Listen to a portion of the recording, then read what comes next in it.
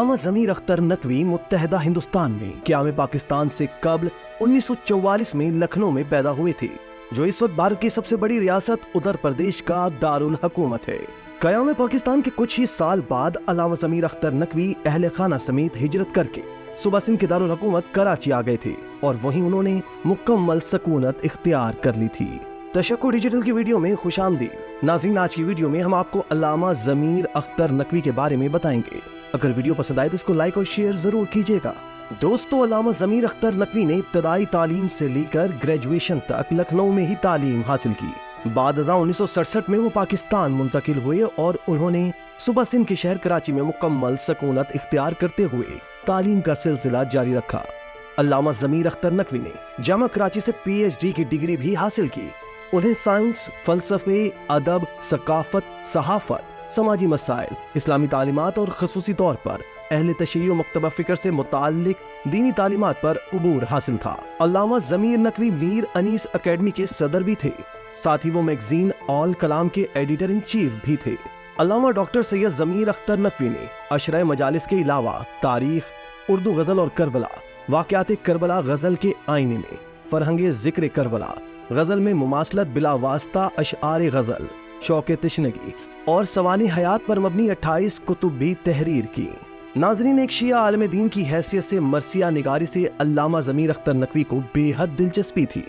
آپ نے مرثیہ نگاری کی تاریخ اور اردو زبان کے مشہور مرثیہ نویس میر انیس، مرزا دبیر اور جوش ملی آبادی پر بھی کتابیں تحریر کی ہیں۔ اردو ادب پر واقع کربلا کے اثرات، تذکرہ شورائے لکھنؤ، اقبال کا فلسفہ عشق اور شورائے مصطفیٰ آباد آپ کی اہم کتب ہیں۔ نثر نگاری اور ادبی تنقید بھی علامہ ضمیر اختر نقوی کے اہم موضوعات رہے ہیں۔ آپ نے عمران سیریز کے ناول نگار ابن صفا کی ناول نگاری پر بھی ایک کتاب تحریر کی تھی۔ 2 جلدوں پر مشتمل نوادرات مرثیہ نگاری علامہ ضمیر اختر نقوی کی اہم کتب میں سے ایک ہے، جبکہ مذہبی اعتبار سے آپ نے حضرت فاطمۃ الزہرا رضی اللہ تعالی عنہا، ام المومنین حضرت خدیجہ الکبریٰ رضی اللہ تعالی عنہا اور حضرت عباس علمدار رضی اللہ تعالی عنہ اور دیگر اہم اسلامی شخصیات کی سوانح حیات بھی تحریر کی ہے۔ اگر ہم علامہ ضمیر اختر نقوی کی دیگر کتب پر نظر ڈالیں تو پتہ چلتا ہے کہ آپ کی مجالس کو بھی کتب کی شکل میں محفوظ کر لیا گیا، جس میں عظمت صحابہ، امام اور امت، ظہور امام مہدی علیہ السلام، احسان اور ایمان، محسنین اسلام اور دیگر اہم مجالس شامل ہیں۔ اس کے علاوہ قاتلان حسین کا انجام، 10 دن اور 10 راتیں اور علم زندگی ہے نامی کتب بھی علامہ ضمیر اختر نقوی کی مجالس پر مشتمل ہیں، جن میں اہل بیت اطہار کا ذکر کیا گیا ہے۔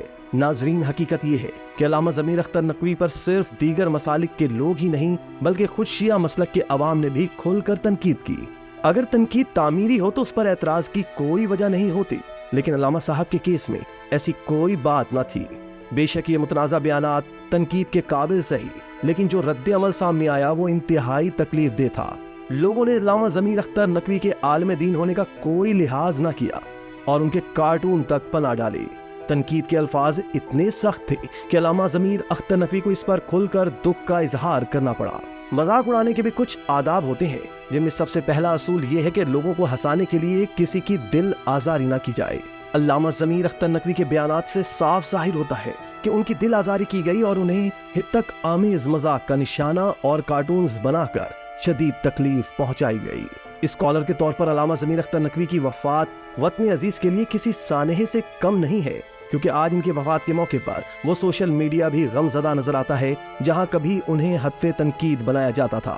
یہ بیجا تنقید کرنے والوں کے لیے ایک بڑا لمحہ فکریہ ہے، جس پر ملک کی معروف سیاسی و سماجی شخصیات نے افسوس کا اظہار کیا۔ افسوس کہ علامہ ضمیر اختر نقوی آج ہم میں موجود نہ رہے۔ اسی طرح کی مزید ویڈیوز دیکھنے کے لیے آپ ہمارا چینل سبسکرائب کر کے بیل کا آئیکن پریس کریں۔ اس کے علاوہ اہلیان کراچی کے لیے روزنامہ تشکر ہر اسٹال پر موجود ہے۔